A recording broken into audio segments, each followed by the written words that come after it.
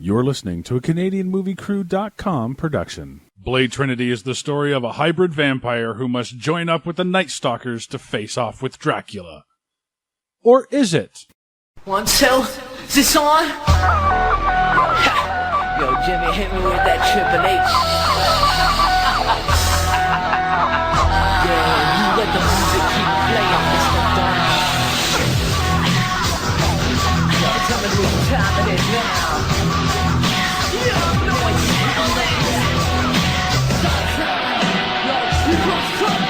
Welcome back to the Yours It Movie podcast, where we try to find the real story behind the story. I'm Sean Taylor. I'm Jess. And I mean, Mark, and you have not sounded more comic booky than you just did during that intro, Sean Taylor. I think even during our Avengers review, did you not even sound that comic booky? I'm working with what I have. Today we're taking a look at Blade Trinity, the third of the Blade movies, the last of the Blade movies. Yep. Yeah. Starring, let me get through this list, Wesley Snipes, Chris Christopherson, Ryan Reynolds, Paul Triple H Levesque. Welcome back, Jessica Biel. Oh, yes, that's right. It is And welcome to Or Is It, Parker Posey, who was on our Film Studies retrospective in Scream 3. Oh, That's yes. right. I said it, I believe I said it then, but I will say it now. I love Parker Posey. I don't care who knows it. I like her too. I do too, but I don't like her choice in roles. Well, girls gotta eat. I know girls gotta eat, but damn, sometimes. Just, yeah, Blade 3. Mark, I'm assuming you've seen all the Blades. Oh, yeah, multiple times. I've only ever seen Blade Trinity. I saw this in theaters when it came out. Right, of course, Triple H is in it. Triple H is, this is the only reason I would, well, and Ryan Reynolds. Yeah, he was still on his way up, question mark, kind of. Oh, yeah, totally on his way up. I don't think he had plateaued. I don't know if he has plateaued yet, but he was still on his way up at this point. plateaued. I can't remember, is this pre or post Van Wilder? I'll look that up. Tex, you have anything with it? I saw it in the theater. And I had seen Blade and Blade 2. Really? Yep. Yeah, I was actually a fan It's of this Wesley series. Snipes, man. I like Wesley Snipes. Yeah, me too. I'm not a actually. fan of Wesley Snipes. I don't think he's a good actor at all. No, I've enjoyed it, like Passenger 57, Demolition Man, Art of War, the Blade movies, of course. Yeah, I'm a fan of Wesley Snipes, and I really like that they brought him back for Expendables 3. Yeah, This was post Van Wilder. I said that. Yeah. So yeah, the Blade series, I hadn't read any of the comic books. Still haven't, to be honest. I just kind of left it with the movies. This was the first series that could show, or tried to show, that comic book movies can work. This one was so on the cusp. The first one was actually very well received, at least by comic book fans, and kind of opening this new genre. Yep. I think Daredevil may have put the nail in that coffin, but or actually no, Batman and Robin really kind of ended that streak. It took a while to recover from that. Right. Blade Trinity didn't help. Well, this is a Marvel character, is it not? It absolutely is. Yeah. This was until X-Men comes out in 2000. This was the comic book movie franchise. This was 2004. So What's that? This is 2004, Blade Trinity. Right. The first Blade, though, I believe was before that. Because X-Men kind of was the revolution. Like Blade Trinity almost put it back in the ground. Yeah, Blade was 1998. Exactly. So this kind of started it. Blade started it. Blade Trinity almost finished it. Daredevil almost really finished it off. Yeah. Yeah. Almost put that final nail in. Stay tuned. Yo, probably. Yeah. But the first one's so well received. The second one too actually got, so that's like, it's no question that this one was going to get greenlit. Pretty much. Right. You know what I mean? Like, it was more or less a solid property. And they even had a spin-off show that came after this. Okay. Spike TV tried to bring back Blade. Ooh, They- not good. Yeah, they hired a rapper, starting Spike TV. acting. I can't remember the guy's name. He had the look down, and Was it on in between Star Trek reruns or between Mansers? after Star Trek, before UFC.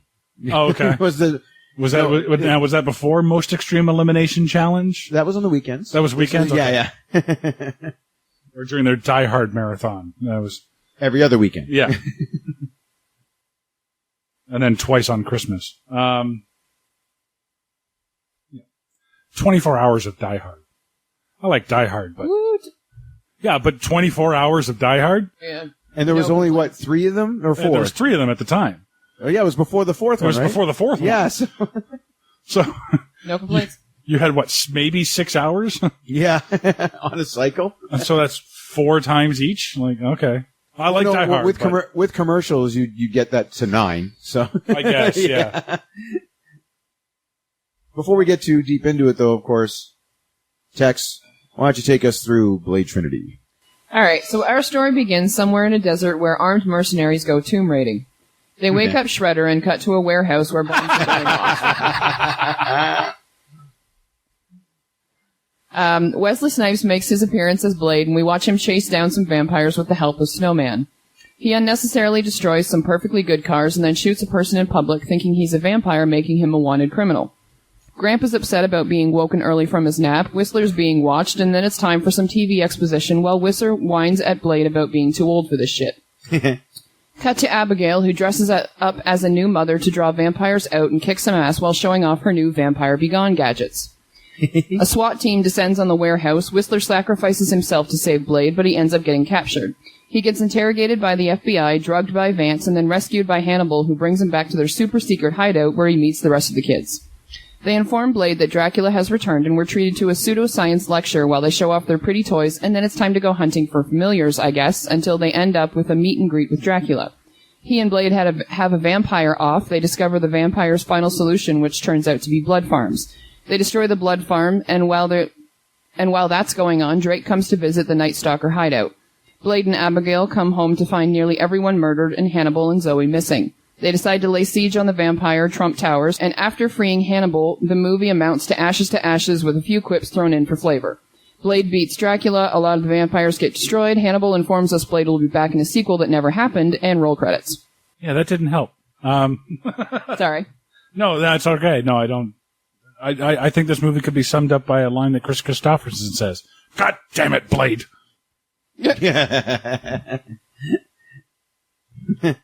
Now, I remember liking this movie when I saw it in the theater, and I don't remember why. I do. Okay, Ryan Reynolds. Oh, yeah. He's hilarious in this. Yeah. He made it worth watching. I have it written down here. Ryan Reynolds, when you need a sarcastic comic relief, constant sarcastic comic relief. Nothing he says in this movie is ever serious. He quips through the entire movie. Except when he's talking about Dracula. Yeah. He actually does take a moment there to say, okay, I'm going to get serious. Oh, yeah, for a that was his second. Oscar moment. Yeah. Yeah, but he throws a comic book. Yeah. And actually, you know what? I never thought to look if it was even a Marvel comic book that he threw, which Probably was not. It should have been, Well, to be honest. It should have been, but after this movie was made, the rights to Blade reverted back to Marvel. I actually can't remember the last time I saw a Blade comic book on the shelves. to be honest. Well, ta-da. Yeah. They're kind of done with him, which is too bad. Okay. Well, the idea was kind of neat. Like he's a half vampire, half human, and so he has superpowers. Okay, we bought a lot worse, But this is the other thing. It's like, and again, it's like vampires. The rules have always changed with vampires. Like, okay, he can walk in the day. Oh yeah, because he's a hybrid. Okay, but then then some of them sparkle, and Dracula in this movie can walk around in the day. He's a daywalker, yeah. And he says, "How come you can walk around in the day? I'm the first one." Oh, that explains it. Thank you.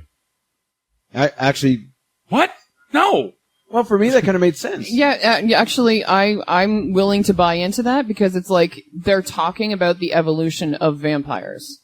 Okay. in this movie. So I can actually, get behind that. Like he says, like, I was the very first. So it's like, okay, so he was the very first, so he wasn't born with all, the problems and whatever that diluting his blood. So, being killed by sunlight is a defect Yes. of vampires? Basically, yeah. Yeah, it's so with each generation, they like garlic, really? Like that one always like it's Yeah. a food allergy. Oh, dude, you have no idea. Vampires have food allergies. Like that. Yeah. Dude, they get killed by silver. They get killed by A stake to the heart. the stake to the heart. They can't enter your house unless you invite them in. That's a vampire rule. Listen, there is. They can't cross water, Yep, running water. running water. I think it is, depending on which one. No, you I watch. think it's water. It depends on the Well, again, yeah. depends on the version. But they can turn into a bat and fly. Some. Yeah. So here, from someone who has watched quite a few vampire movies, there is one rule that is constant in all vampire movies, and I'm going to give it to you now. Okay.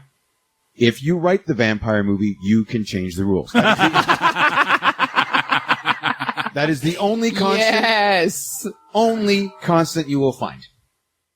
That's like saying if you write a part for Hulk Hogan, you can make him sound intelligent as much as possible. Not as consistent. Oh, true. That has yet to be put into practice. Oh, so no one's pulled the pin on that one? Is that? So they better hurry up. All right. All right.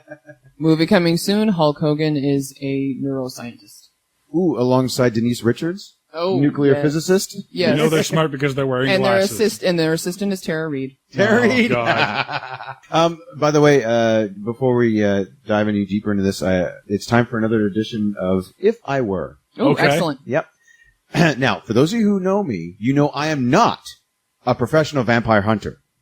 Okay. I'm kind of implying I'm an amateur one, but still, I'm not a professional vampire. But if I were, I would most definitely make sure that I kill people in crowded places where everyone can see it happen Yes. before retreating to my secret lair. Oh, Absolutely. and I would also make sure to do it exactly at the spot where someone has a camera running on me on purpose. yeah. Well, that was actually the trick, right? He didn't know about the camera. No, he didn't know about the camera, but the guy knew to, like, die here. What if he got killed before? Like what if she was there all night? Like, come on, where are they? like if Blade had caught them, like, 3 blocks down, she wouldn't have known. She would have just been like, where are they? You know, like, Yeah, exactly. that was such a weird trap that they had to die at that exact spot. Like, they might as well have had, like, an X on the pavement. Like, she just, and then, Die here. yeah, it's German. It's die, Yeah. die here. And make sure Yeah. that Blade injures the human enough for him to be able to say his final line before he dies. Yes. Yes. Yeah. Don't Because forget. as we learn throughout this movie, as long as you're hit with silver nitrate, you just turn to ash. It doesn't matter where you're hit, you just turn to ash. Yeah. So it's a good thing he didn't shoot him in the brain, because then he wouldn't have been able to offer his final line. Well, he would have given his final line. It would have sounded like, pull out the teeth. Yeah. I love chairs. Yeah, but the teeth never actually like came out, so that's what I'm actually curious about. Like, did they, like, The teeth came file out. his teeth to make them look No, like he vampire pulls the teeth? fake teeth out. Did he? I didn't see that. Yeah, Yeah, was a no, he human. pulls it out. I know he was human. decoy. I know he was a human decoy. Obviously, it's the start of the movie. Yeah. I'm just saying, like, I was watching to see if he pulled the teeth out, and I didn't actually see him do it. Can I try an If I Were? Yes, by all means. I didn't practice this, but I'm going to try one. I'm not a blind person, Oh, okay. Okay. but if I were, I wouldn't put myself in charge of security. But if I did, Okay. I would make the security system, at least the alert part of the security system, a noise rather than a red flashing square on the computer screen.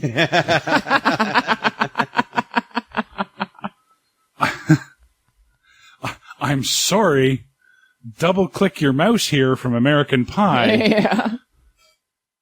Dies Holy shit, is that her? Yeah, that's her. You didn't realize that? No, I never bothered to look it up, Oh, that's but hilarious. she always seemed kind of familiar. And is it the curly hair one, right? From No, the straight hair, the one with the daughter. No, curly haired. in American Pie. She's, In American Pie, she was she's curly blonde haired. in that one. well, she's wearing shades this whole movie. That always throws me off. Yeah.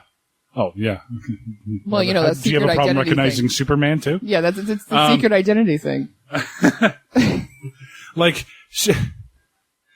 there's no sound. There's no... She's blind. And she's supposed to be the smartest one in the group. Yep. I'm sorry. That is a big oversight, and now you're the meat marshmallow in Dracula's Count Chocula. I'm sorry. I think that was just a cruel joke by Patton Oswalt's character. Because he was he's the tech guy, so he Right. would have been wiring that up, and he's like, no, I'll just put oh yeah, like we're going to leave her in charge of security. Yeah. And she has a gun. She has her own pistol. She's just walking why? around with... What Poor is she thing. gonna do? You know what I mean? Like, you do kind of feel for her. It's like, what? I assume she was just going to start firing wildly. You know, just... Yeah, pretty much. Like, she was going to wait for some type of sound and then aim at that sound. Yeah, she And could have then fired hope that her wildly and daughter killed the was rest not of the group. near that spot. yeah. Like, she could have just fired at what she thought was Dracula and killed Patton Oswalt and her daughter and Yep. the black guy who wasn't Wesley Snipes. Yeah. The driver? Yeah. Actually, now I think about it, better movie. Yeah, probably. Now she's got blood on her hands. And when they go into and they find this blood Flarm. farm, just, Yeah. sorry, Farm. Well, yeah. it's a had to call you out on that. It's a No, flesh, absolutely. It's a flesh farm. Yeah. So it's a flarm. So it's a flarm. It's a farm. Thanks, Mark. With the C. Or it's a blarm. It's a blood flarm. It's a blood farm. It's a blood farm. The blood flarm. Apparently I can't say that word. It's a Definitely calling you out on that one. No, absolutely. It's a flower size decision flopping. You see, you cannot have a farm with people hanging in the little plastic baggies like they're a sandwich. Okay, now what they're doing? You see, they're going to put the man into the bag, and then they're going to stick the needle in and drain all the blood out. Now, if you have a man in the plastic baggie and you don't let him out, he can't make more people. All I'm trying to say is that if you have a farmer who doesn't let the cows do the thing, you know, where they get down and they get in the boogie, no one will have any hamburgers. No. All of a sudden, my drink tastes weird. Oh, fuck. Thanks, Will. Yeah. Will Crosby? Is that? Yeah. Yes. Sorry, yeah, when they get to the blood farm and they say, oh, these are homeless people, nobody misses them. I took a look at the actual people in the bags. Those are some really well-dressed homeless people. Yeah, I think they don't know what homeless people are. I think they actually just rated a Gap commercial. I saw a couple of three-piece suits in there, and I'm like, I don't know what city Blade is in, but Maybe their definition of homeless is on the way home. maybe, yeah, they're not in their home. Like, you're on the street, you must be homeless. Exactly. Oh, man. You're just Why would you ever leave your home? You're walking. That's dumb. You're walking down. You're walking down the street on a cell phone. Oh, you must be homeless. You don't even have a place to put your phone. Like, you got to carry it with you. Yeah. You must be home. What do you have, a lunch in a bag? Oh, my God. Oh, my God. You poor bastard. Just got out of their car. They must live in their car. Oh, and I definitely know what city they're in. They're in Toronto. No, they filmed it in Oh, Toronto. yeah. No, I thought they filmed in Vancouver. No, they definitely filmed it in Toronto. First of all, I recognize some of the cityscape, haven't been there a couple times, but also this time around, actually watching it, I saw something I don't think I've seen before. You know when they do the speed up thing to show the cityscape? Yeah. And they're at a stoplight, and actually one of the trucks that pulls up is actually, now most people won't get this, City TV. Oh, really? Oh my God! Based in seriously? Toronto, yeah. It's their truck. It's their mobile television truck. And then nice. it pulls up to a Hilarious. stoplight. So it's on screen just long enough that if you recognize the truck, you can catch it. And I know City TV, I think, has branches in other places, but this is definitely Toronto. Oh, that's We hilarious. stand on guard for thee. So that brings us to one of our sponsors. Okay. Excellent. This podcast brought to you by the City of Toronto. Vampire free since 2004. What'd you guys think of Triple H? Just getting that out of the way in this movie. He was hammy as he was supposed to be. I thought he actually did pretty well. I mean, he was there as Ryan Reynolds' foil. Yeah. So for as hammy as Ryan Reynolds was being, I thought he worked out well against Triple H. Yeah, this is his first movie role. This was 2003. I When actually, they filmed it. Yeah. 2004. Trying to think back. I think he was out on injury at this point. oh, was he? Okay. And then he took time off to do the movie. He did a lot of his own work. There is a few shots that you Yeah. can definitely tell it is so not Triple H flying into. Oh, no, he Things. did all of his own stunts. Oh, I can show you a spot. Oh, really? Oh yeah, there's one where I caught it. I'm like, nope, that is a smaller dude in a wig. It is definitely not Triple H. Well, I 'Cause that's the thing, finding a stuntman. Because I mean, he has mass to him, right? Like, Yes. like he was what, the king of kings in wrestling at that he's- point. Like he was he's going like with that 6'4", moniker. 275 of just muscle. And it was all shoulders. I think like Well, yeah. Mostly. yeah. Yeah, Yeah, so- Muscles and arms. Yeah. That's the thing, right? So to find a stuntman with that exact proportion is probably not Possible. that easy. I know, like, Unless you hire another WWE wrestler. yeah.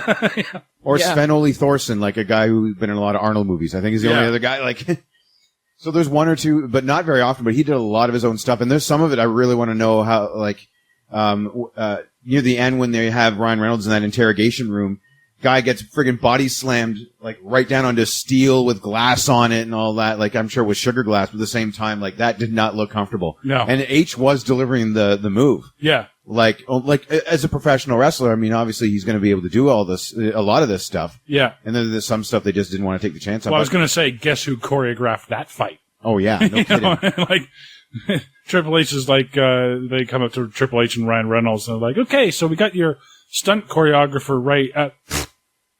I got this. Yeah. I do this for a living. Yeah, I do this 6 nights a week. And you can actually tell, too, when Ryan Reynolds is delivering a couple of punches to him, you can see him doing the typical Triple H jeer back. Oh Like, yeah, yeah. The The thing back. the like, microcell. Yeah. Well, and that's the thing, right? With his fight scenes, is that this is the time when he's actually like his character is allowed to be superhuman. Like in wrestling, they act like it, right? Like a punch to the face doesn't hurt as much as it normally would. Right. In wrestling, in general, everyone does that. Yeah. Well, this is one of the times when it actually. Well, no, when it doesn't, because he's supposed to be superhuman. Well, true. And that's the point. So that all of his wrestling experience is actually very applicable to the character that he's playing, because he's playing a meathead vampire that can take punishment and has super strength. So now everything he's done in wrestling is actually is very applicable. To your question, I actually thought he did very well in this. They gave him just enough to be a presence, but not so much that the movie was leaning on him, Yeah. which was great.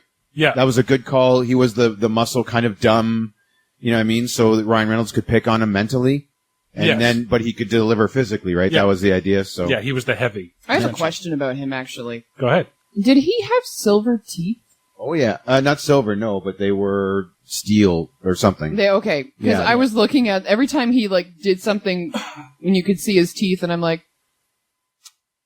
wouldn't it kill you? Yeah, that's why it's not silver, but they were metal fangs. Yeah, Okay, he had caps. At least it wasn't gold teeth. Yeah. yeah, sure enough. Yeah. Actually, I read that his part was actually a lot smaller, and he was supposed to get killed earlier on in the movie. But the producers liked his presence and fight skill Yeah. so much, they had him work in for more. Okay, so that explains. Oh, nice. That explains why Jessica Biel doesn't shoot him with a UV arrow from the back of the thing. Or a silver arrow. Exactly. Yeah, That's exactly what I was going for. He gets shot in the eye. That was supposed to be the death blow. I would assume so. And then they changed their mind, and so that's why you get the scene with him comedically pulling an arrow out of his skull. Yeah, which, but that adds to the thing. I was like, well, yeah, why didn't you shoot him with a fucking death arrow? Why did she have regular arrows when she's hunting vampires? Yeah, exactly. Yeah, that's what I was wondering Like, too. They actually should have cut. Is that like set your arrows to stun? Is that what that is? Yeah, really. Was it a dud? Like it just. Ah, shit! My arrow didn't go up. To be honest, they needed that drop line. Like they should have either cut that scene, so instead of Triple H doing the Terminator chase, like, you know what I mean? Instead of that, instead of doing the Robert Patrick, they should have just either cut that out or be like, "Ooh, good thing this didn't go off." Yeah, that's true. And also about the blind girl, it's very lucky she left a "Play Me If I Die" video, and that she updated it. Yeah.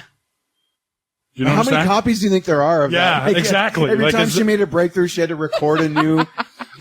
like in her Windows system where she doesn't have any sound. Does she have any? Is there like a file folder of like "Play Me If I Die" videos? Yeah. And it's just like September 10th, September 11th, September 12th, September 14th, September 15th, September 17th. You know, you just go to the most recent one. So the first one, she's like, I have it at 50% efficacy. Yeah. And then like the next day, I have it at 51% efficacy. Like each 50 days, she's got like, every time she makes progress, she's got to record. She's like, oh shit, I did it again. I made improvements. Yeah. Fuck, now I got to record a new video. I wonder if it was the daughter that was holding the camera too. It's like, are we ready? Action. Go, Mom. Like, if I die, if you see this, I'm dead. Oh, that's depressing. And the kid is like, my friends are going to kill you. Oh, fuck off, kid. I actually like that line. I did. It's one of those times where the kid just isn't a kid. True, but at that point, considering that her mother works for a company of vampire hunters. Well, that's very true. It makes sense that she'd, stand up to a vampire and be like, my friends are going to kill you. Yeah. Okay, I'll come back to that because there's something about that doesn't make sense. Oh, go down. Yeah. Well, no, I want to go back to the video thing. I just got this image in my head all of a sudden of, like, maybe she's been working on this for a really long time. So, like, the first video was her, like, 80s, like 1980s. So she has, like, she's got really big hair, shoulder pads, and we're like, I got it at 49% efficacy. And then, so it's like her throughout the last 20 years or so. She goes through a goth phase. And yeah, she got black eye makeup on. She goes through a prep phase, a Miami Vice phase with a jacket. Yeah. She's got plaid on at one point and Doc Martens. She got her feet up. I don't fucking care if I did it, but I fucking did it. You know what I mean? Like she's listening to Nirvana in the background. She had like a flannel shirt tied around her waist. Yeah. All the different hairstyles. She got her hair shaved at one point. Her Sinead O'Connor phase, like this.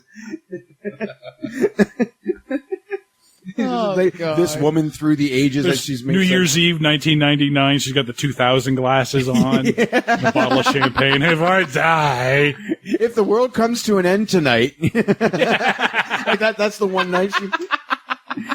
Maybe that's the one night she took off. Like, it was like, fuck it, the world's gonna end tomorrow anyway, so it doesn't matter. January 1st, 2001. Okay, if you're seeing this. Oh, God, I'm dead. I feel like I'm dead anyway, but... I wish I was right now.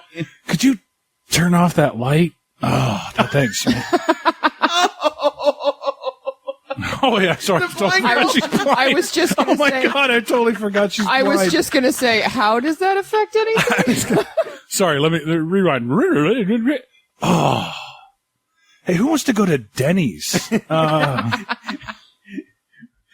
Or, wait, turn off the light. January 1st, 2000, if you're seeing this, then I'm dead. At least I wish I... Wait, who the hell are you? Well, I hope this doesn't come back to bite me in the ass 9 months later. The kids... am I on the pill? Ah, shit! That's awesome. And of course, Jessica Biel is in this movie, so she has to have the scene where she flips open her overcoat in slow motion because she can't fight vampires in anything less tighter than a rubber band. Yeah. Yeah, well, Showing midriff, of course. I believe this was the near the height of the Beale v. Alba as to who the best Yep. Jessica is. Simpson had already been eliminated. Somehow, I don't know. yeah. I don't know how that happened, I but don't think Simpson was really in the fight, but she was for me anyway. Okay, well, But it came down to these two Jessicas. Lisa Simpson is in the fight for you. Oh, come on! All right, too far. Tell me you wouldn't. All right, I wouldn't. But I think this is the next step. The next blow in this contest. Jessica Alba says, "Fine, I'll do it. I'll be Sue Storm and get in that little blue tight thing for Fantastic Four." Like this is where like Alba has to step it up a notch. You know what I mean? Oh, to one up. Yeah, this is Biel? the next one, and then she does the cowboy thing in Sin City. Anyway, as you can see, I followed that contest rather closely. Yeah, I bet you did. Beale does stealth for the bikinis. Sorry. I love the scene in the police, or like in the police station, whatever, when they've managed to rescue Blade and he's like just jumped up a vent to go get a sword. And she inexplicably unzips her sleeves Yeah. to use her bow and arrow, and I'm like, why? Yeah, don't really know what kind of Katniss move that is. That but gave you no more range of motion. Unless your sleeves were actually sewn to your side, yeah, they should not have been any type of impediment. no. Well, I think to Sean's point, the outfits got so tight that maybe she did actually need elbow relief. I think maybe they were so tight it was cutting off blood circulation. Yeah, well, that's possible. Maybe that was. So she went charging in, her hands were all limp and couldn't do anything. Yeah, well, she was fine when she first ran in, but then things get pumping. Yeah, and, just, Wait, was she going to Hulk out? well, no, just she starts to get that tingly feeling you get in the all morning time. when you wake up and you've been sleeping on your hand the whole time. Yeah. So she built sleeves just for that. Yeah. Zip, And it's instant relief. I want it tight, but I also want the ability to have it not tight if I want. Right? Yeah. She doesn't, can you zip me up? She just sticks her arms out. By the way, we're like 10 minutes into the movie and we already get a somebody talk to me. Oh, yeah. My favorite line is delivered by the FBI guy when they're yelling after they capture Blade and they're yelling back and forth. They just goes like, "Don't fuck with my thing." It's just like that's just his last line. It's Raiden from Mortal Kombat. Oh, really? Yeah. I can't remember the actor's name. I remember his name every other time, but right now I can't think of it. But he's funny. He's always a character actor. He usually plays cops. He was actually in he played FBI in the first Fast and the Furious movie. No, the second one. Sorry. He was. Yeah? Yeah. Okay. FBI, DEA, whatever. He was a cop in the Fast and the Furious series in the second one, I believe it was. Oh, okay. Same guy, so he's FBI now. So we're following his career. He went from. So he's typecast, is what you're saying. I think it's the same cop. Actually, It's just a crossover. he just had a weird career. Like he dealt with Paul. He was working in Toronto, FBI. Came across vampires. It's like, I got fucking leave Toronto. I can't keep chasing down these fucking vampires. Fuck this shit. Yeah, fuck this. I'm going down to L.A. and now he's working with racers. I do like the one point where the chief of police actually excuses the FBI. Oh yeah, my And I'm like, jurisdiction. no, that doesn't happen actually. FBI trumps pretty much everything. Yeah, pretty much. FBI is pretty much national security. Yeah, FBI would be like, the chief of police being like, oh, it's my jurisdiction, whatever. It'd be like, we're the fucking FBI, bitch. Especially 3 United years after States 9/11. is our jurisdiction. Yeah. No. It doesn't matter if you're chief of police. We're FBI fucking I. The federal. Sit the fuck down, asshole. I think the only way to trump FBI is to play your CIA card. I think that's the only really... Yeah, and I think the only way you can trump your CIA card is Homeland President. Security. President, I think, at that point. Nope. Not even that. I think Hoover took care of that if the movies are to be believed. He's CIA, dark ops, all that. But yeah, Homeland. They had to invent a whole new department to trump the FBI. Yeah. Sorry, go ahead. I was going to say 3 years after 9/11 and Dracula is found in Iraq. Okay. Yeah. Oh, no, the Syrian desert. But then they do say Iraq. It is Iraq, yeah. Yeah. Now, by the way, did the FBI just happen to conveniently name Blade what he's actually called. They've been chasing this guy for years, but they can never catch him. They have just a sketch, so they don't really know who he is, but they happen to have his name right. Oh, really? Yeah, I was confused by that like, too. just Like, Blade. You know what I I mean? was confused by that too, like how they knew his name. I was like, that's what I think it is. I figured it came from the previous 2 movies. Did the FBI not know his name from the previous 2 no, movies? the FBI never came into it until Never. the 3rd movie. Yeah. Does anybody know his name? No, they usually Only get turned to ash. It's like the Yeah, you're good. it's like the vampires and their familiars and like that whole like vampire club. Right. They know who Blade is because Blade is hunting them down and killing them. Right. Aside from that, nobody fucking knows who Blade is. Is it possible that Parker Posey in this movie, because she's the one that gives the news footage Well, that's what I to was the thinking. cops, she gives them his name? Yeah, that's what I was Okay. thinking. That's the only thing that I can consider. They're starting a propaganda war against your Blade. Really? Yeah. Well, yeah, this old, tired, hacked storyline of...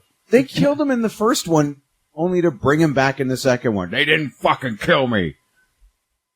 Oh, really? No, yeah, in the first one, he sacrifices himself. He gets bit, and then he's like, I don't want to turn one of those pussies, and then friggin' he supposedly shoots himself in the head. That's my Chris Christopherson. Oh, It's pretty good. That's But then- why I had some type of flashback about him, like, being bitten or something. Yeah, Because that's what I was expecting to happen in this one. That's why I thought of that. And then what they Okay. did, so in Blade 2, they actually wrote in an excuse that he survived, like they kept him alive, and then Blade finds him like halfway through the movie just so they can have him grumble a bit more and shoot a few things. And yeah, so they actually, I guess the people didn't like that his character got killed in the first one. He kills himself. That's the Right. thing. He gets bitten, doesn't want to turn, so he shoots himself. And Understandable. yeah, because I mean he hates these vampires. He's got the grudge. That's why he gets Blade to hunt them. Right. Right. So that's one of the things that made the first movie good, because they introduce you to Whistler, and then they take him out like He's Whistler? yeah. Chris Christopherson's Whistler. Wait a minute, so Jessica Biel is Whistler's daughter. His daughter, Chris Christopherson's daughter born out of wedlock. out of wedlock. Yeah. So in the first movie, he goes through the story of why he hunts vampires. He tells the love interest in that one why, because a drifter came a call, and then he goes. Oh, actually, they flash back to the first movie in this movie, Yeah. and they just redo the story of a drifter came a calling, made me choose who was going to die first, and made me watch as my family was killed, and then let me live. And so that's why he has such a hate on for vampires, right? So he dedicates his life to doing it. And that's why he kills himself when he gets bit. They bring him back in the second one, so he gets to survive to the third one.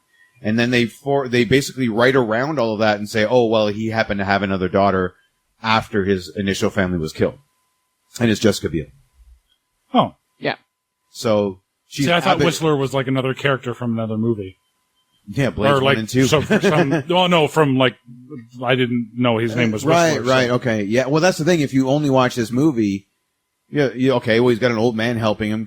Why? Yeah. Kind of. And Well, he's not around for long, so. No, exactly, right? And then they just excuse him from the movie. And then like, no, it's okay. We've got some footage of you from the first time, so we'll just reuse that for later on. Yeah, and we're just going to add in the audio of I Don't Want This Life for You, Abby. Oh, yeah, he does a voiceover for that. Yeah, exactly. Yeah. And so they have to, it just has to be Whistler's daughter is the connection and the whole reason the Night Stalkers are started. Why wouldn't he tell Blade about that? I got you some fucking help, Blade. You know what I mean? Yeah. Well, he basically does. So he kind of hints early at it. He's like, oh, you're going to have to get some help or whatever. Yeah. You can't do this alone. But of course, it's a movie, so you can't just come out and say who they are. No, you have to discover them on your own. Yeah. Of course. When Blade is in the interrogation room, and Ryan Reynolds comes in, shoves the pacifier in his mouth, and charges him. Come on, it's a pacifier. It is. Which I assume is a blood thing? Yes. Okay. That's all I need to know. Okay. He stands up and he gives the whole... Yep. Did you notice the giant boner he popped right when he stood up? I did not. Yes. Like,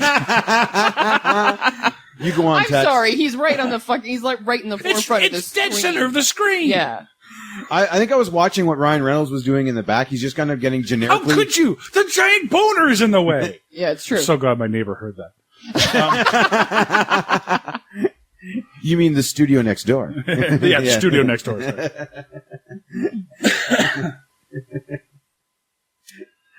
On the Or Is It podcast lot? You know?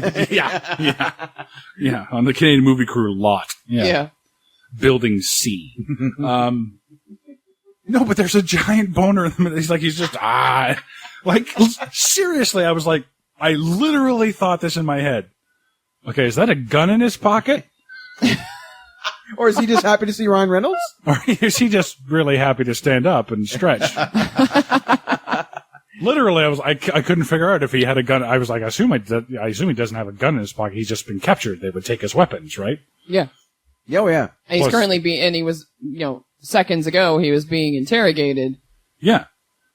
Typically, they don't allow you weapons while you're being interrogated. And he seems to get out of those cuffs pretty easily. Well, that's because he's got his super strength back as soon as he's got that serum stuff. I guess, yeah. I assume he was probably injected before then, too, right? Yes, he was. Okay. Well, the doctor, gives him the. No, but before then, I thought maybe he could have busted out of there before he got injected. He had two sets of cuffs on. They had one super big ones around his arms. Yeah. And then they had ones around his wrist. So when Ryan Reynolds comes in, he takes the ones off the arms, so it's just the wrist ones he has to break Oh, okay. with his super strength. And then kick Triple H through the wall. Yeah. Yeah. I have a note. Hey, Jessica Biel, while we're fighting two of the main villains here, would you mind, I don't know, taking care of the third one since you don't seem to be doing anything in the major climax battle? Oh. She's just running through the whole place. She's taking out a few hench people. She's taking henchmen. And where did they come from? I don't know where they get the stormtroopers from. They just come out of nowhere. Especially when the silver dust is going through after Dracula gets killed. Spoiler. I think we had that. Yeah, I guess, yeah. There's just all these random vampires just choking and dying, and I'm like, 1, 2, where'd they come from? 3, 4, 6, 7, 10, 12. Where the hell are these people? Yeah. Why weren't they fighting? Like, why weren't they at least helping Triple H? Well, now what we saw mostly was the vampire boardroom. What we didn't see was the steno pool of vampire interns. The barracks? No, the barracks, the lunchroom, the lounge, where the other non-named vampires hung out. The accounting firm. The account, right? The HR office with Brenda the vampire lady. Yeah, Exactly. Don't forget the vampire accounting firm of Dewey, Bleedham, and Howe.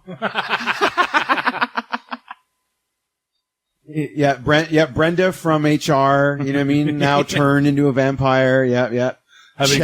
Having sex with Chet on the photocopier. Chet, the vampire janitor that cleans up. Yeah.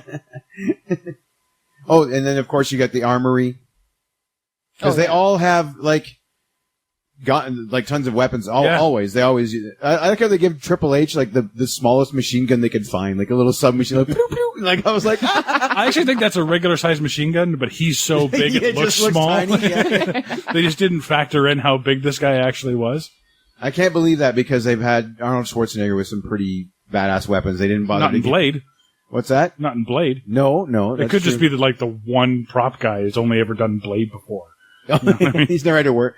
Well, he did work with Ron Perlman in the last one. Yeah, but, he's been dealing mostly with Wesley Snipes. So. That's true. Wesley Snipes made Stallone look huge in Demolition Yeah. Man, so. Well, overalls will do that. Yeah, very true. Very true. Question. They have the big save the day bullet. Yeah. Yep. And when they bring it out initially, they bring it out in a canister. They open the canister. They present the bullet to Jessica Biel. Yes. Then there's a cut. Yeah.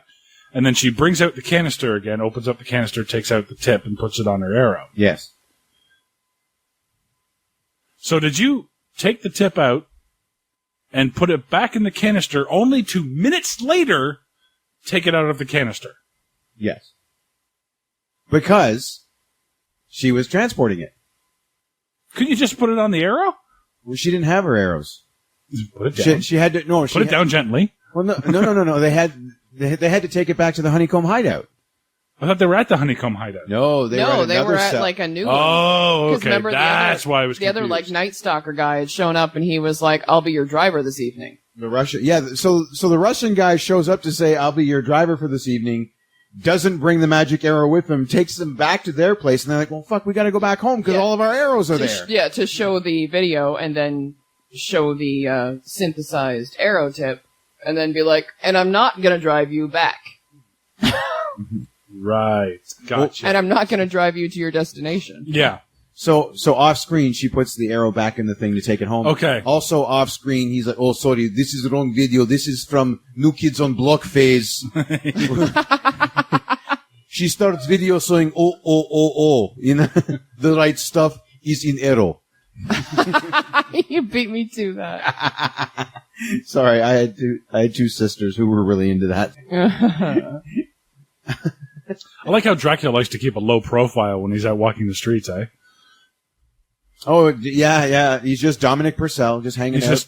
He's just walking into a goth store, tearing the place up. Throwing the guy out the window. Yeah, throwing the guy, Yeah. screaming coming from, and I guess it's the goth store. Nobody gives a shit. Yeah.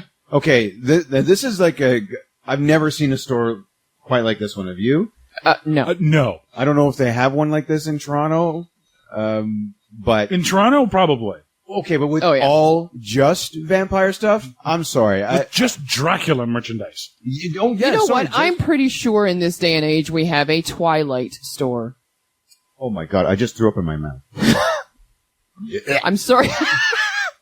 I'm sorry to traumatize all our listeners, but I'm pretty sure. Does it have Edward dildos? And I bet they sparkle. Wait, How fancy. so that means the glitter gets anyway. Yeah, that's the joke I was referencing. The big hair. is on the end. Do you think there are double enders with Jacob on one side and Edward on the other? So, Yes. No. That way you can be a fan of both. You can be on both teams at no. once. No, you can't be on both teams at once. You are either on the Edward team or the Jacob team, Oh, I don't from know. what You've I been understand. around enough. And- Now, see, I think that would just be cruel because then you make the lady choose every night. Oh, I'm going to be on team. Do I be on Team Jacob or Team Edward tonight? or maybe he says he. I wonder if it's cold. Well, one end would be, the other one wouldn't, right? Yeah, one is hotter than the other. Yeah. That's- Oh my god. Wait, okay. Since we're going with this, the Jacob one. oh, please. Let's continue. Why not? The Jacob one is ribbed for her pleasure. 6-pack abs. But hairy. I was waiting for one of you to say that. Oh my god. Then there's a Bella one for the men. It doesn't do anything. You can't feel anything. It's cold and dead inside.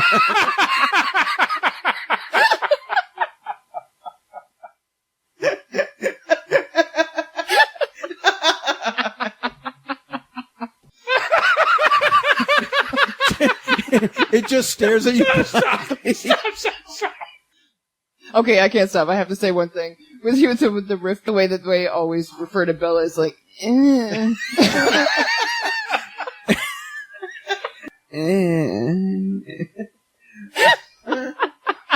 Or there's always their classic line. Line. Oh. Oh, fuck. That's it. Show over. We're not going to get better than that. Where are we? 50 minutes? That's good enough. That's. Well, you know what? Talking about Dracula, Dildos? just no. No. Welcome to talking about dildos. Welcome back Well, to we- Dick Talk, I was just gonna say that. where we open our mouths and let Dick in.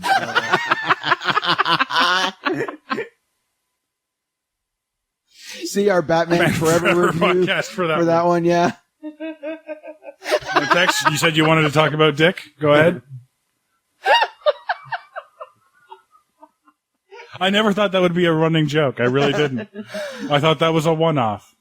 Wait a second. So you thought that joke would be really, really good once and then just be flaccid the rest of the time? Yes, I can say that. That's not even a question. If your joke lasts for more than 4 hours, you know.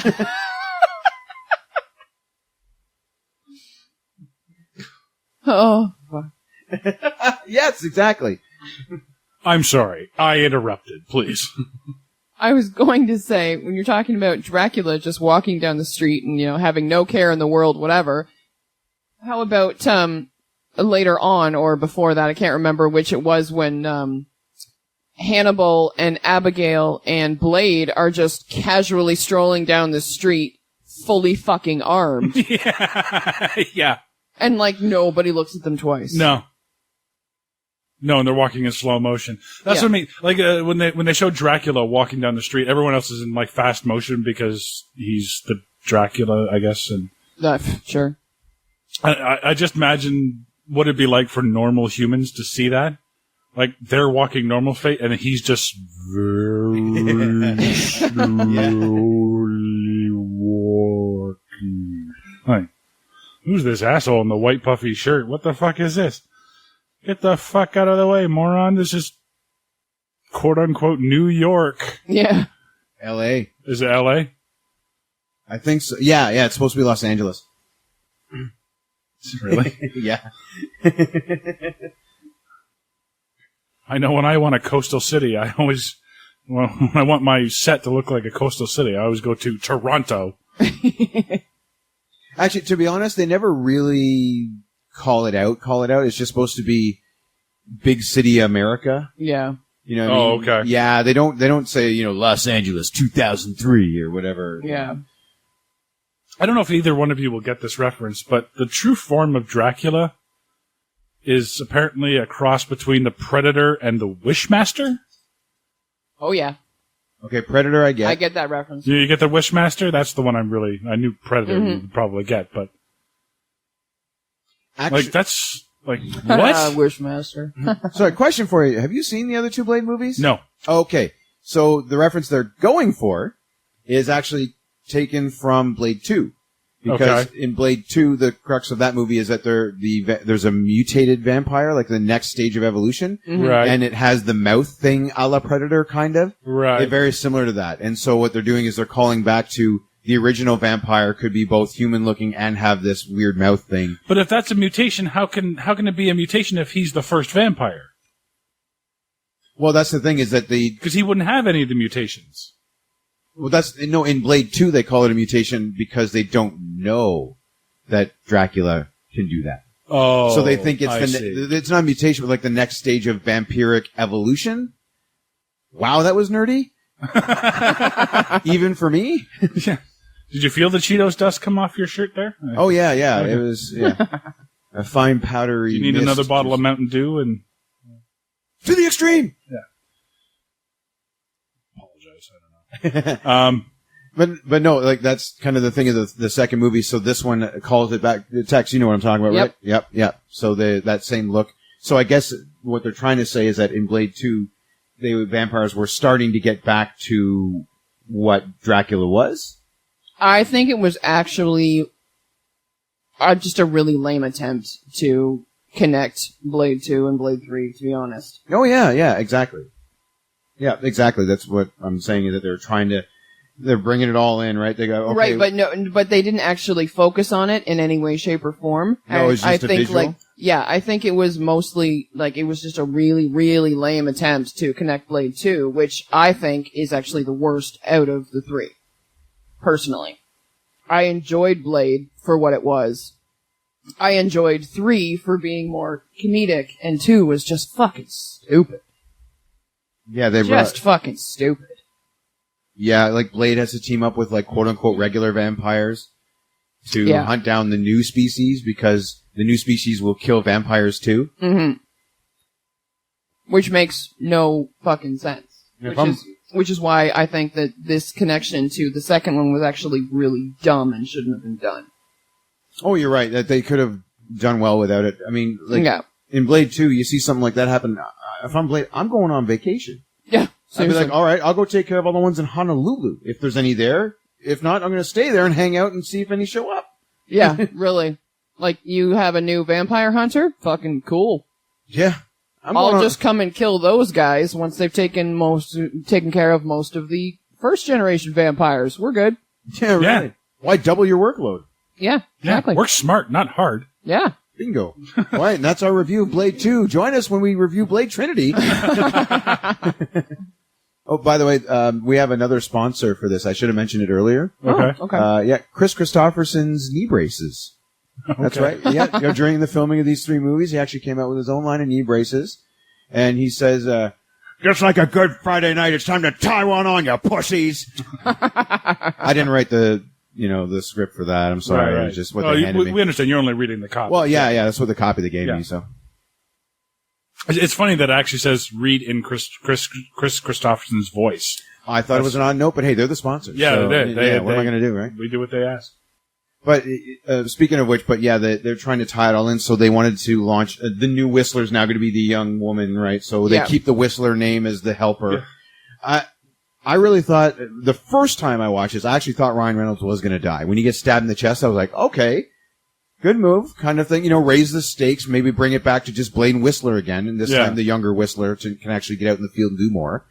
I thought that's where they were headed with this, but nope. They keep him around. Yep. That's fine. I was just like, huh. The Night Stalkers live. Well, eventually, this was going to be a spin-off, actually. Into a Night Stalkers movie. I remember that. Yeah, they wanted to, and you can kind of see it in this movie where it's like, Blade. Oh, no, we got this. Is he dead at the end? No. No. That's Dracula. No, I know. Okay. Well, what happened to Blade? Nothing. They got Blade out of there. So Did they? Yeah. Yeah. Because the last we see of him is just They're him. running for him. They're running for him. Yeah. Yeah, and you see Whistler, like Abigail, kneel down. Yeah. I thought at that point he might be dead because they said that when they kill Dracula, it would kill all the vampires. And double click your mouse girl says, "Oh, She doesn't by the way, know. Yeah, she it doesn't might know. kill you too." Yeah. Well, I guess there were like 3 different endings to this movie. But then it shows Blade later on, and Hannibal's doing his voiceover saying, still out there, the war never ends or whatever. Yeah, so essentially Blade, right, and that's supposed to be the big send-off, right? Like Blade is still going to be on his own, but the Night Stalkers are also out there, so now there's 2 groups, well, kind of. basically. Well, Blade is doing solo, and then there's the Night Stalkers will keep going with the Russian guy, I suppose, as the new tech, and then away they go. But yeah, Blade, so the parting gift that Dracula bestows upon him is that you fought with honor, weak excuse, Yeah. to give him something was that he did his shape-shifting thing, which Patton Oswalt clearly points out midway through the movie. Yeah. Yeah. He could look do. like anybody. Yeah, exactly. With enough concentration. Apparently, it's cool if he does it while he's dying. He can still do it. Or after. Yeah, or after he dies. after he dies. Yeah. Because we see him die. Yeah. And then he turns to Blade, and then, right, the FBI gets their bodies, so to speak. Yeah, and somehow manages to keep that form until Yeah. he gets touched. Yeah. Which I can't help but look at that and be like, okay, so you've just given them a vampire to study. The vampire. Yeah, Yeah. to study. Yeah. He doesn't even So- he doesn't turn to ash. So they're going to check his blood and find out it's different. His skeletal structure is different. Everything is different. So His face comes apart and goes Now- back together. yeah, exactly. Like, so you've just given them a specimen to study that they're now going to probably make vampires from. I wonder if that was maybe the direction they actually wanted to go, was that the government, like, weaponizes vampires, so the Night Stalkers have to take him out or some I'll shit. tell you exactly what it is. All right. There's alternate endings to this movie. So the theatrical ending is what we saw. Yep. The unrated ending, the body is retrieved by the FBI, and it's Blade's. Drake's body is nowhere to be found. At the morgue, Blade sits up abruptly, attacks the FBI agents, and appears ready to bite a nurse on the neck. The ending is ambiguous as to whether Blade has retained his humanity or given in to his vampire thirst, as Drake predicted. Okay, so the way the thirst always wins then. Yeah, Right. This is the ending scene in the director's cut of the film, and the commentary on the DVD indicates that it is the ending that Goyer intended. Huh. There's a third ending. The Daystar virus circles the globe and wipes out all the vampires. Blade walks off into the sunset, his long battle finally over. Final shot is of the Night Stalkers battling a new enemy, werewolves. Huh. Interesting. So, yeah.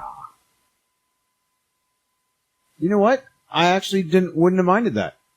If that's how they wanted to finish the Blade trilogy, let him win. Let him get that final victory. It cost him a lot, right? His best bud, stuff like that. And yeah. And then if they want to spin off to the Night Stalkers, let them hunt something else. Why not? Yeah. Yeah, true. The only thing that it doesn't really do, though, is be like, okay, so we've had vampires for how many years, and no one's ever seen a werewolf before, until just now. Yeah. Suddenly we have werewolves. Yeah. Yeah, yeah. That would be the title of the first movie, Night Stalkers. Suddenly we have werewolves. You might be interested in this. The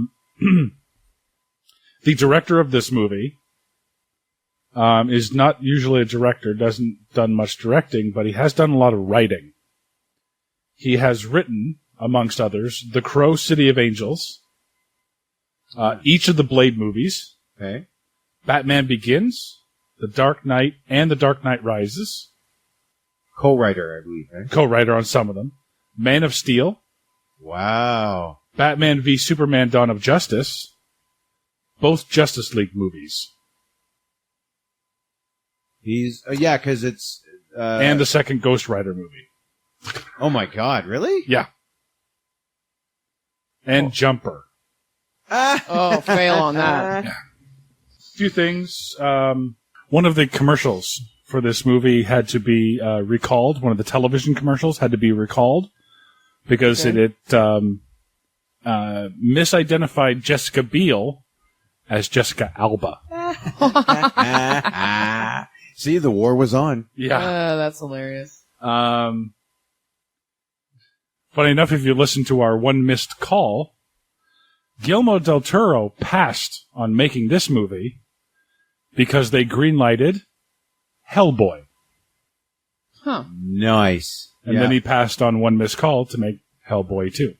Right. So, and then he got his own franchise. Instead of doing the third in a series, Yeah. he was going to start his own. And, yeah. Oh, wow. Eventually made Pacific Rim. Yep. Oh, and coming soon, apparently Solar Rim. Really? The sequel, yep. Jessica Biel apparently was training so well to use a bow and arrow, she wanted to look very natural. The director put up a $300,000 plus camera behind a thing of plexiglass, and told her, shoot at the camera. She shot it so well, and she was so good. There was the only Broke part through in the plexiglass? plexiglass was a small hole for the lens to shoot through. Oh, she shot right She through the hole. shot right through the lens. Wow. Good thinking, director. And you can actually, if you get the DVD, you can actually see that shot from that camera Oh, cool. where the arrow comes at it. Oh, that's cool. So,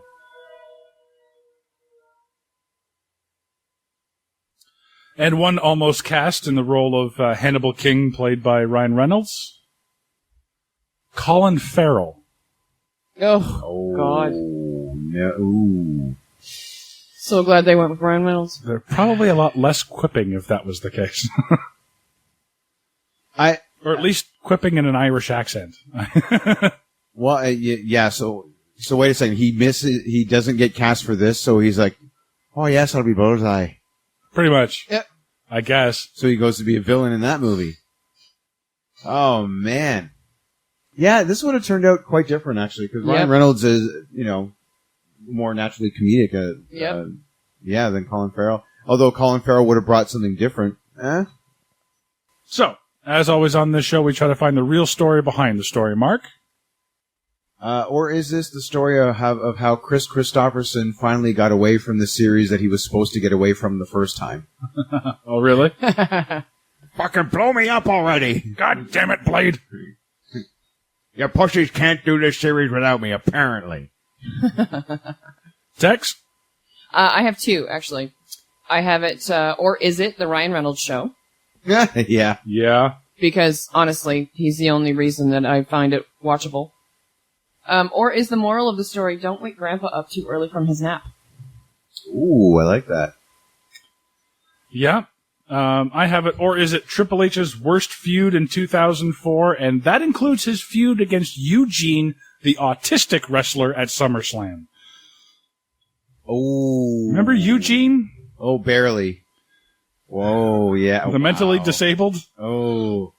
Or differently abled, I should say. Oh, I thought of another one. Okay. As we've been reviewing this, I thought of another, or is it? Or is it Bram Stoker's Dracula meets Friends? With Ryan Reynolds and Parker Posey as Ross and Rachel. Will they? Won't they? Oh. Will they get back together? Will they? Tragic, with just a more tragic ending. Oh, one thing and I'm sorry to bring this up now, except because I should have brought it up before. Dracula says, "Have you not read Stoker's Fable?" Yes. I looked it up. That was written, I believe, in the mid to late 1800s. Okay. How long was Dracula asleep for?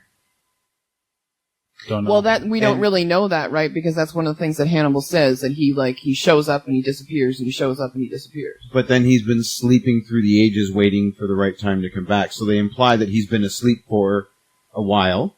Yeah. When did he read Stoker's Fable? He was asleep when it came out. Maybe it was in the goth store. Oh, so after he fed, he just sat down and read a book? Yeah. Okay, thanks for answering that. Yeah, maybe. I don't know. Had a bowl of Count Chocula. Or maybe he somehow, collects memories as he drinks blood and learns everything those people, kind of like how the Power Rangers guy somehow knew everything that was going on. Being outside his canister, yeah. Or his egg, I guess. It was an egg. In his big dinosaur egg. So that's going to about do it for Blade Trinity. I'm Sean Taylor. I'm Tex. And I'm Mean Mark. Join us next time when we'll review the fourth in their series of romantic comedies. This time she's a wife wrongly accused of killing her husband, and he is a lovesick cop who gets her out of prison to take down the real killer. Tom Hanks and Meg Ryan star in You've Made Bail.